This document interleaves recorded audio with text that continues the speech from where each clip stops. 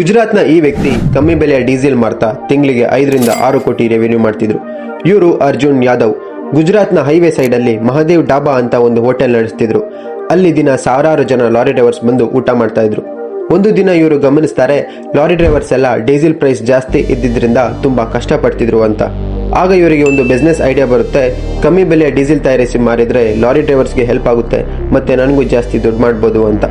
ಈ ವ್ಯಕ್ತಿ ಡಾಬಾ ಶುರು ಮಾಡೋಕೆ ಮುಂಚೆ ಒಂದು ಕೆಮಿಕಲ್ ಫ್ಯಾಕ್ಟರಿಯಲ್ಲಿ ಕೆಲಸ ಮಾಡ್ತಿದ್ರು.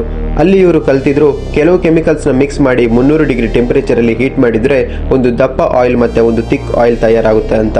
ಡೀಸೆಲ್ ತರ ಕಾಣ್ತಿದ್ದ ಆ ಆಯಿಲ್ ನ ಇವರು ಲಾರಿ ಡ್ರೈವರ್ಸ್ಗೆ 1 ಲೀಟರ್ಗೆ 45 ರೂಪಾಯಿ ತರ ಮಾರ್ತಾ ಇದ್ರು.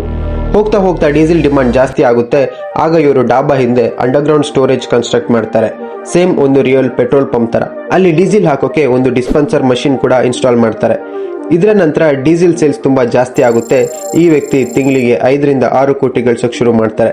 ಈ ಬಿಸ್ನೆಸ್ ಹೀಗೆ ಪೂರ್ತಿ 4 ವರ್ಷಗಳ ಕಾಲ ನಡೆಯುತ್ತೆ. ಆದ್ರೆ ಇಂಟ್ರೆಸ್ಟಿಂಗ್ ವಿಷಯ ಏನಂದ್ರೆ, ಕೇವಲ 200 ಮೀಟರ್ ದೂರದಲ್ಲಿ ಒಂದು ಪೊಲೀಸ್ ಸ್ಟೇಷನ್ ಕೂಡ ಇರುತ್ತೆ. ಆದ್ರೂ ಪೊಲೀಸ್ ಅವರಿಗೆ ಈ ಇಲ್ಲಿಗಲ್ ಬಿಸ್ನೆಸ್ ಬಗ್ಗೆ ಸ್ವಲ್ಪನೂ ಐಡಿಯಾ ಇರಲಿಲ್ಲ. ನೀವೇ ಯೋಚನೆ ಮಾಡಬಹುದು, ಈ ವ್ಯಕ್ತಿ ಪೊಲೀಸ್ ಅವರಿಗೆ ಎಷ್ಟು ಲಂಚ ಕೊಟ್ಟಿರ್ಬೋದು ಅಂತ, ಮತ್ತೆ ಇವರು ಈ 4 ವರ್ಷದಲ್ಲಿ ಎಷ್ಟು ಪ್ರಾಫಿಟ್ ಮಾಡಿರ್ಬೋದು ಅಂತ ಕಮೆಂಟ್ ಮಾಡಿ.